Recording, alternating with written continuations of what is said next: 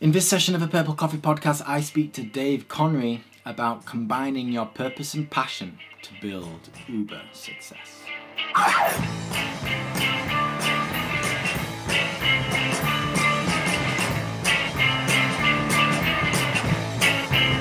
Hello, and welcome to session 48 of the Purple Coffee Podcast, inspiring entrepreneurial stories from some of the world's finest. I am your host, Turndog. On this occasion, I speak to Dave Conrey, who's a cool guy indeed, a bit of an artist himself. He writes some books, and for the most part, he helps creative people not only find and ignite their creative spark, but figure out a way to actually create abundance from it. Because who wants to leave the starving artist lifestyle? It's fun for a little while, but you can't sustain it for long. And Dave wants you to live a life of abundance, not one of those starving ones which are made all poetic and such. In reality, not so great, trust me. So Dave's a top guy, and he shares his great mistake today in aid of the book I'm writing, The Successful Mistake. And it's a tip-top one indeed, because it focuses all about finding your passion and your purpose and combining it into something lovely and it's full of synergy. He talks about his early days of his blogs, how he constantly did one thing, started one blog, ended it, did another one, did a bit of podcasting, whatever it may be, and never quite settling on something. But then after listening to his audience, he actually figured what he could best serve. He had this passion to help creative people. And all of a sudden, by listening to his audience, he had a purpose and a true way to help them. He combined said passion and purpose, and voila, Dave Conrey is living a life of abundance and helping other people do the same. It's an amazing talk. It's so full of amazing quotes. It's something that I've used several times throughout the book. It's got some great ones. So I'm going to stop talking because you need to listen to this bad boy. But before we get into the conversation, I just want to share a quick bio so you learn more about Dave and you're not going in all cold and such. So let me share his bio. When I first saw a picture of Dave Conrey, I imagined a cool art teacher who doesn't give a shiz. You know the type I mean. We all had a teacher who stood above the rest, the kind who rebelled, remained quiet, earned respect, and piqued your mind's curiosity like a cat on catnip. In a way, Dave is like an art teacher, but not really. He helps creative folk find their creative spark and discover a way to sell and find a life of fulfillment out of it. Do you wish to be a starving writer? Of course not. You wish to not only thrive, but to live a life of thriving. And this is why Dave does what he does. He has a podcast and books and courses et al. But whenever I see his face pop up on my Facebook feed, I think of Mr. Moore, my old French teacher, who scared me through his coolness and made me want to step up to the plate. He unfortunately failed because I suck at French, but that isn't the point. The point is, Dave's awesome. The end. Okay, ladies and gentlemen, thank you so much for joining me. I'm delighted to be joined by Dave Conrey, who is an artist, an art director and podcaster and the main man over at Fresh Rag. And I love Dave's About page, mainly because it says that he does a little bit of tickle monster with his son, and his Instagram is filled with an abundance of proud papa photos, and I can empathize a great deal with that. I feel like just about every photo I share online these days is of my little boy. Yeah. It's terrible, but at the same time amazing. So rather than me share about what Dave does and probably get it wrong, I'm just going to fire it over to you. So Dave, first of all, thank you so much for joining me. Yeah, well, thanks for having me on. I appreciate it. It's an absolute honor. So yeah, before we get going, this interview is in aid of The Great Mistake. So I'm going to be talking about Dave's great mistake and how he turned it around. But first, please just share a little bit about yourself and what it is that you do over in sunny California. Well, like you said, artist, art director, and media strategist is what I tell most people these days. Basically, working to help other creative entrepreneurs, other creative business people get themselves out of the starving artist mindset that a lot of artists and creators are stuck in, or convinced that there's like only one way to pursue. And so I work towards helping those people understand the marketing, the business, the promotion, the media, and find ways that works with their particular style, with their particular interest, to help them build a business that's thriving and, successful. Ideally, that's what we'd like to do. So, and that's mostly what I do. And then, the other stuff, I mean, gosh, man, it's so funny. You mentioned podcaster, and I've never really, even though I do a podcast, like I didn't really consider myself that title, kind of strangely, but I've considered doing like a second podcast, to do like a completely different subject. And like the more I think about it, it's like this is actually my favorite medium of all the things that I do. The podcast is my favorite medium of all things. And even though it's difficult to sometimes to generate an income because you need to, advertisers are slim sometimes, and it's kind of a secondary thing, but it's been a really awesome journey. In fact, I'm going to a conference just this week, or I'm not, depending on when you're showing this, I might have already attended, but I'm going to that thing, and I can't wait to mix up with some other people, and maybe I'll actually come back and officially have a title, like a button on my shirt said, "I am a podcaster." You should, yeah. And I must say, like, I'm pretty new in the podcasting game. I've only had the podcast going for a few weeks at the time of recording this. But it's very fun. It's a very intimate thing, and it makes sense to me because I've loved doing these one-on-one interviews with people. And I suppose just having a podcast was, a natural progression from that. But just going back to what it is that you do, it's a fantastic thing because I know plenty of creative people, whether they're writers or artists, musicians, and they're very good at thinking outside of a box. They come up with fantastic pose. They're geniuses at what they do. But when it comes to actually selling themselves, they hate it more often than not. They see it as selling out. They see it as that's what labels do and big corporate machines. But in these days where, a lot of artists and creative people are online, just creating portfolios, creating blogs and selling through that medium, they are their brand. Mm-hmm. Yeah, and it's always an interesting thing about that idea of the artist thinking that people sell out. What I look at it is that it's mostly based in fear, in my personal experience, because I work with a lot of artists very one-on-one, and a lot of times that mentality comes from fear, a fear of misunderstanding the information, misunderstanding the technology, or just a general fear of not wanting to put themselves out there for fear of the rejection, right? There's a lot of different reasons for it.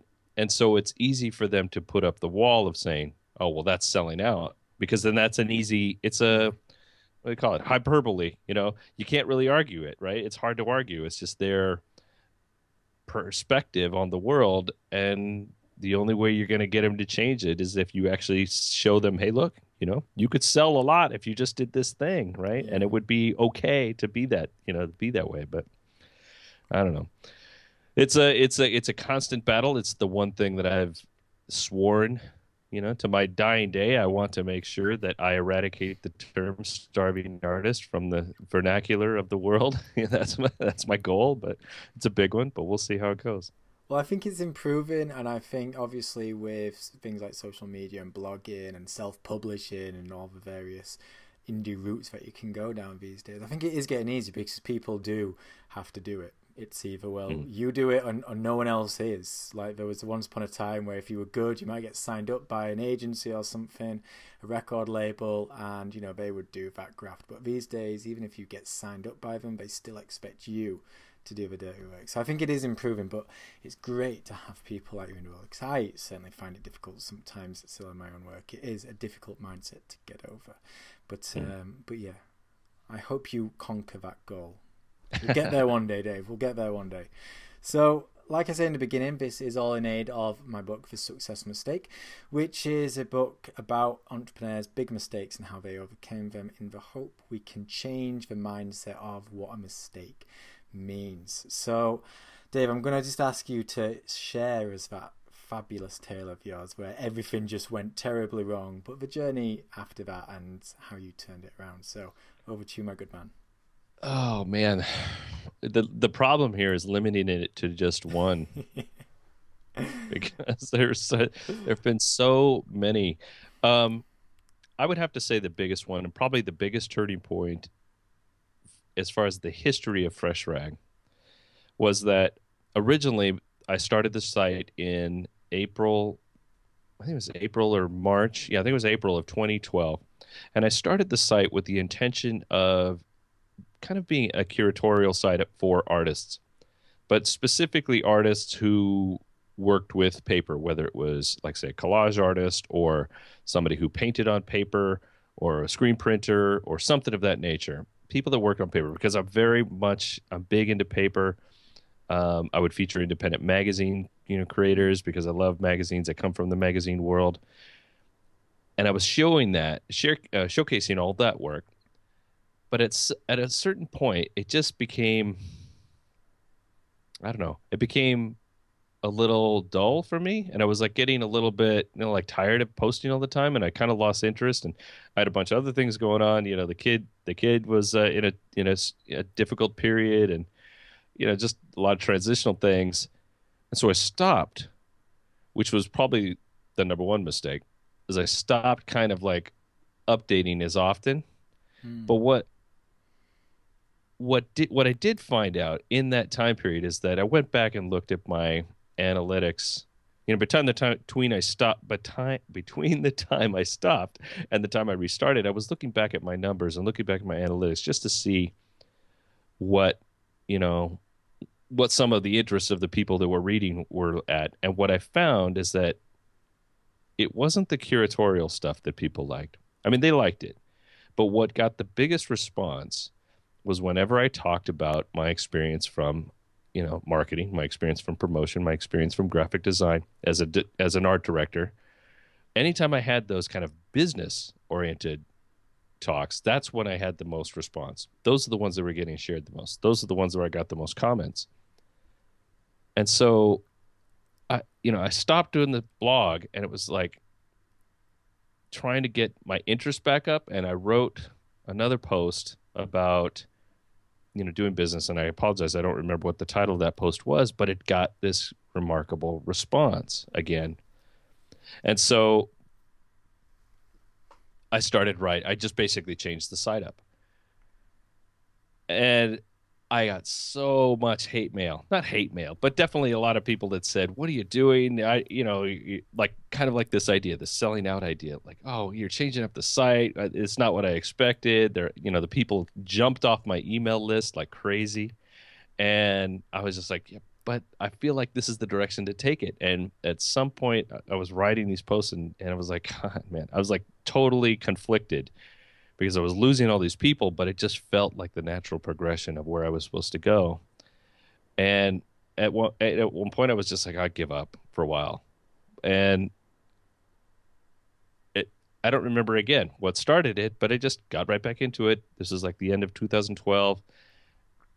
Got back into it. I wrote this post called 15 Sellers Who Are Killing It on Etsy, or it's 15 sellers on Etsy who are killing it with sales.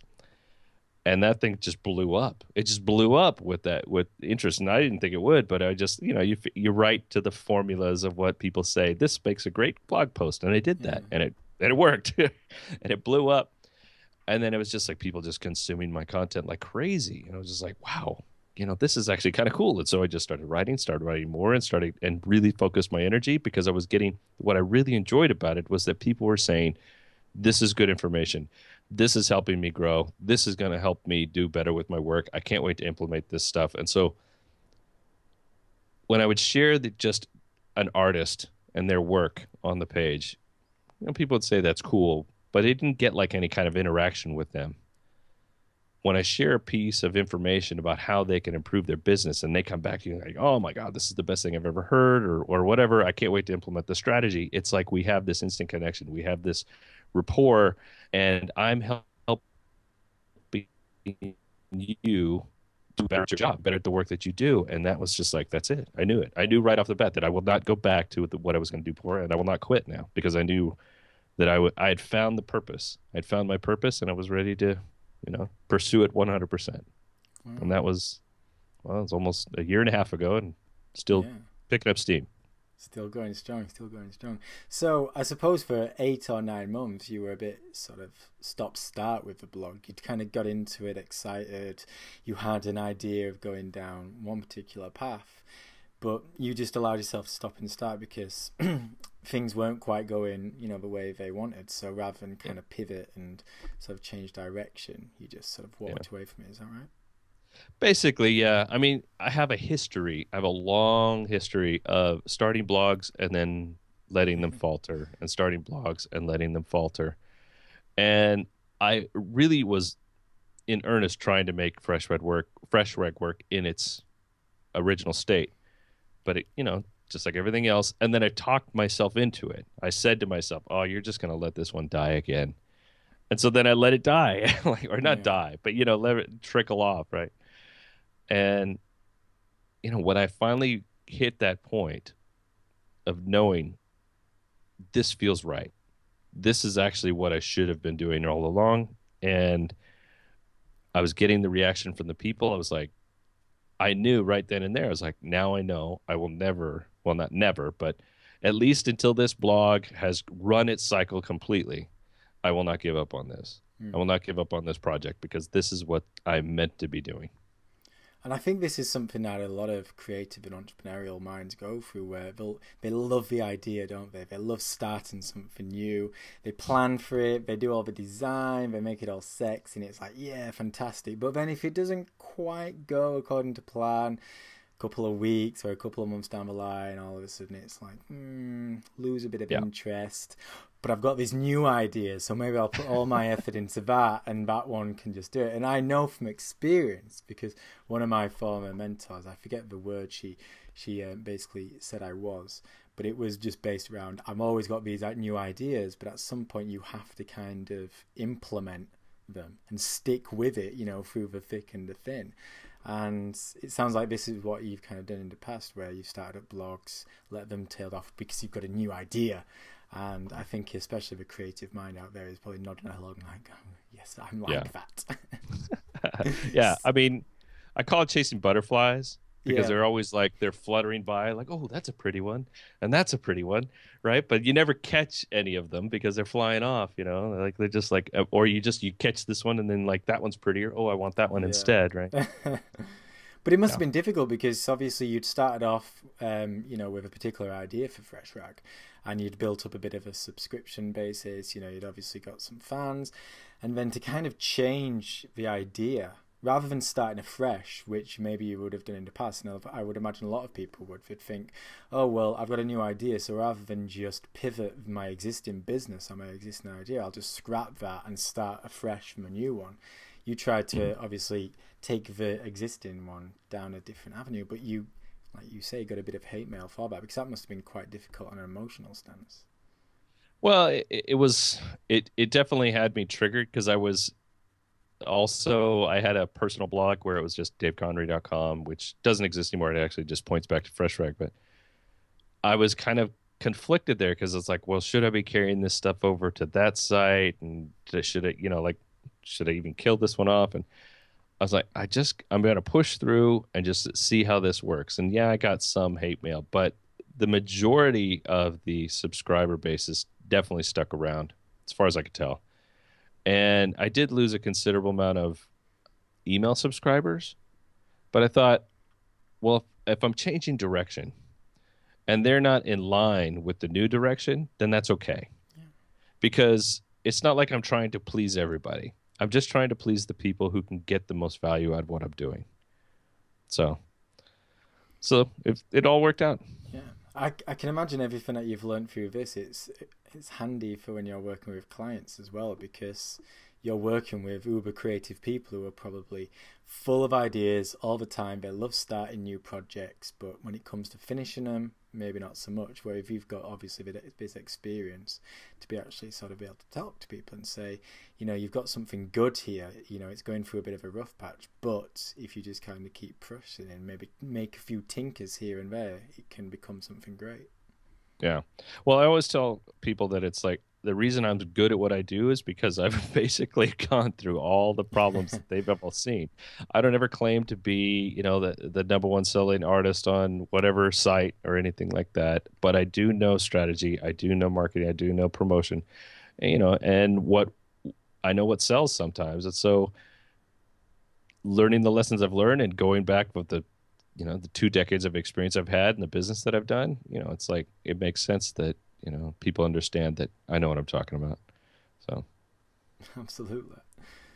So, I mean, what would your advice be to someone who's maybe starting off and they know that they're the kind of person who starts something new and then after a few weeks or months or whenever they get a bit bored because it's not going according to plan? Because I can imagine it puts certain people off who are like that from starting up a new business, or at least going full into a new business, because they think, well, I'm really enthusiastic about it now, but I'm a bit wary about diving in because I know what I'm like, and I don't want to obviously leave my job and put all my attention into this if in 6 months' time I'm bored and, my eyes are elsewhere. The way I look at it, and it's funny because I just answered this question for somebody who follows my blog. They basically asked me, how do I continue being passionate about my creativity if I'm not making money from the work that I do? And if I'm not making money, then it's like it doesn't seem like the work is really worthwhile, and it makes them uninterested in doing the work. And I was like, well, okay. First off, what you have to do is stop looking at it from a money standpoint, right? It's not that, again, I'm not saying anybody should stop trying to make money, but your first order of business should always be, does the work satisfy me 100%? Could I see myself doing that work 5 years, 10 years down the road and still be as passionate about it now or then as I am now? And if you can say yes to that, then go for it. Find that avenue that's going to get you, from where you are now to, to your future success. And, start small and start experimenting with different things. But if you can't look at that and say, I want to be doing this for the rest of my life, or at least for a good extended period of time, and know that I'm going to be passionate about it and know that I'm going to be fully interested in it the whole time, then maybe that's not exactly the path for you. And it can't just be passion driven, really. It also has to have for me, it has to have some sort of purpose. My purpose, my passion is helping creative businesses. My purpose is to make sure that they see the world, in a different light, avoiding that starving artist, getting to the abundant artist mindset, right? That is my purpose. When I can help those people, when I can help those individuals, then I know everything I'm doing is right in track. And I never feel, I wouldn't say never feel detached from it, but I will say that 9 times out of 10, if you ask me, it's like I love everything about my job, no matter how hard it is. Fantastic. I'd love that as well because, it's more than just passion. It needs to have purpose as well. And I think that's the key thing. When you set up a new business, no matter how experienced or inexperienced you are, you know that there's going to be difficult times. And if you're always putting, the true purpose around money, then if it's not making money, you're just always going to want to walk away to the next idea that might make money. But if you have something that's a bit more important, then you can take a step back and go, look, this is a bit crap right now. I'm feeling down, but I've still got that vision, I've still got that goal, and this is why I'm doing it. So as long as that's still there and you can keep finding that real purpose and you reminding yourself of that, then it makes waking up in the morning and getting back to the daily grind enjoyable more than anything else. Yeah. I actually, as entrepreneurs, there are no weekends usually. It's like you take your time when you can. But back when I was working a corporate job as a magazine art director, I would dread Mondays. And now it's like, I can't wait. I can't wait to get started because, I know Monday, certain things start again on Monday. I get to go back to the gym on Monday. I get to go, hang out and maybe see some, talk to people on my podcast on Mondays, or I get to do the work that I want to do on Mondays. And so, a friend of mine always calls it TGIM. He's like, thank God it's Monday because we're ready to get back to work and kick an ass at it. So sorry, excuse my language, but it's just one of those things. It's like when you've got that purpose, you found your purpose, you found that passion, and you can tap that well for a long time. Then there's nothing else in your world at that point. It's just like, okay, let's just go. And that must have been a big warning sign for you when you started the blog, because you were doing these posts which were maybe they were good, but they weren't getting the kind of interaction you wanted. Whereas when you wrote a different kind of post, it gave you that interaction, and it's like you felt great about that. So it's like, well, that's my purpose. I want this interaction. I'm not so bothered about the actual content so much as I just want to make sure that I'm helping people and getting this kind of reaction. Yeah, for sure. It's definitely the benefits of the whole thing. It's like, and it's not. I'm not talking kudos. It's not like looking for the praise. It's just knowing that somebody's going to go take the information and do something with that, and hopefully grow their business. And then when I hear that from people, it's like, man, that's the best reward in the world. I mean, money's great. I love getting paid for what I do, but the the notes that say, "Thank you, Dave, for doing what you do. It's helping us so much." That's better than anything. That's the gold. I mean, I would much rather have like one email like that than 100 people just kind of like, "This was pretty cool." Yeah, for sure. I mean, I don't get some bland response. Yeah, for sure. And I mean, even the bland responses are cool, but when you get that one email, it's just like, man, that just made everything worthwhile. Absolutely. Like I might not get a comment on my blog for a couple of weeks sometimes, and then you'll get one comment on there that's just killer. It's just great, and it's just like, I don't have to worry about that stuff anymore. It's like that's the one that satisfies me right now. It's like a steak to a hungry man, right? It reminds you why you're doing it. It's fantastic. Right. No, I know exactly what you mean right there. So going forward, because obviously you're still a creative person, I can only assume full of ideas all the time. You get to work with new people, you come across new things. So you're always going to have like new ideas for projects, whatever that might be. Do you have a new mindset now? Do you kind of think like, right, let's not do like we did in the past where we'd start a blog and then in 6 months' time, cut it off to start a new one? Do you have a different approach these days? Yeah, for sure. Because it's not about chasing completely random ideas. I mean, I always have them, and I'll write certain ideas down for things that I want to do, like in my notebook. But the ones now that I get, what I ask myself is, how is this going to benefit FreshFrac? How is this going to benefit my platform as it stands right now? Because if I can't answer that question with a positive yes or a good answer in, how it's going to improve it, then I don't pursue it. Because everything is about making sure that the purpose is achieved. And the purpose is to help creative entrepreneurs do their business. And if I'm chasing something else that's not helping them with that, then it's not part of the plan. Yeah. No, I like that. And I think it just all comes back to this idea of having a direction. I always say, you want to know ultimately where you want to end up. You've got a final destination, but the path that you take there, it's like when a sat nav gives you, 3 or 4 different routes you can take. You're not really bothered about which route, as long as you get to the final destination. And if you've got that destination in mind, then all the things that can happen in between that A and B, that's all good. Yeah, for sure. My friend Srini, podcaster also, he says this epically well. He says, we're not about giving you a map. We're about giving you a compass and a point to go, right? It's like, it's not about you following my path exactly step for step. It's about, look, that's where you got to go. Here's a compass, get there, right? You'll figure it out on the way.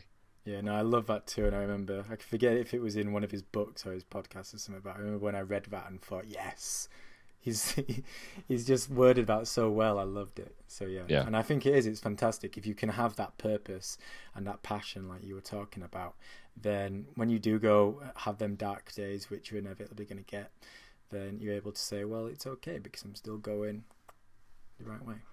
Yeah, exactly. Fantastic. Exactly. Well, before we wrap up this fantastic chat, Dave, if you can just share 1 or 2 pieces of nuggets to someone who's just starting out, and I'm thinking here, the creative out there, the artist or the musician or the writer who's got all these ideas and, they know what they're like, what would you kind of say to someone who's just starting out and like, this is what you really want to be thinking about right now? Well, as broad a terms as I can get this, it's to just take action in some direction. We can talk about big ideas all day long. We can read all these books, listen to all these podcasts, buy all these online courses, but really nothing gets done until you start taking action on something. And the sooner you take action, the better, because what always happens with everybody I've come across is that they dwelled on something for a while. They dwelled on it. They said, well, maybe I'll do it. And, it could work. And then when they finally did take action on that thing, they said, man, why didn't I start this sooner? Right. And there's always these barriers. You're always going to have a barrier to entry. Sometimes they're big and sometimes they're small. But everything is, well, to coin a phrase of Marie Forleo, figure outable, right? She, everything is, you can figure out anything on the internet. The answers are there, right? So no matter what your stumbling block, your obstacle might be, the answer is there to get past it. And plenty of people done it before you, so you can do it too, as long as you put that action, rubber to the road, as they say. Yeah. So that, and then don't be too hard on yourself. Like if you're saying if you're trying to figure out a big project, break that project down into smaller projects and, things that you can take care of, like say in a single day, and do that one thing or two things or three things and just focus on those things so that it doesn't seem like this insurmountable task rather than these tiny little tasks that you can get to that you're progressively getting past little by little. And the more you do it, the more you do things, the more comfortable you get, the faster you work, the better the more productive you are overall.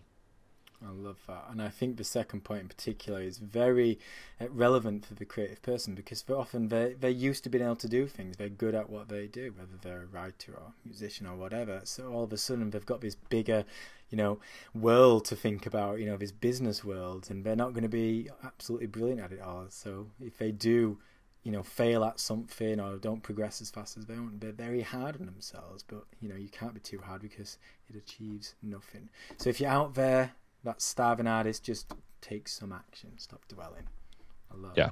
Well, thank you so much, Dave. It's been an absolute pleasure. I love what you're doing. I think, that starving artist mentality does need to be banished. So I wish you well in your work there. I'll certainly be helping as much as I can in that sense. And I do think we are starting a new age. So it's all very exciting. So thank you so much for joining me this evening. Yeah, thanks, Matthew. I appreciate you having me on. Oh, pleasure's all mine. Cheers. And there you go, ladies and gentlemen. Thank you so much for joining Dave and myself for this session of the Purple Coffee Podcast. And a big thanks to Dave, too, for not only being part of this podcast, but the successful mistake as well. It's a fine tale indeed. I hope you've taken a lot from it. I did. As I said before the actual interview, it's something I've used many times throughout the book, and his whole idea of combining passion and purpose is a huge, huge takeaway. It's one thing loving something, it's another being able to actually serve the people you wish to serve in a fulfilling manner. And if you can combine these two things, boy oh boy, you have a business in the waiting. So I hope you take a lot from it. I know I have. And I encourage you to follow Dave.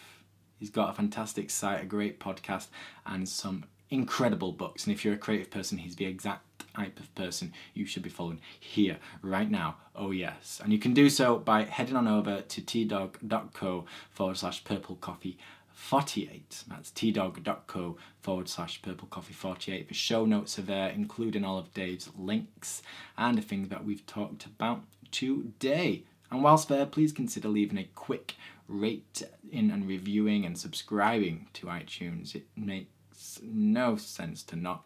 It helps me a great deal, and it takes you not even 2 minutes.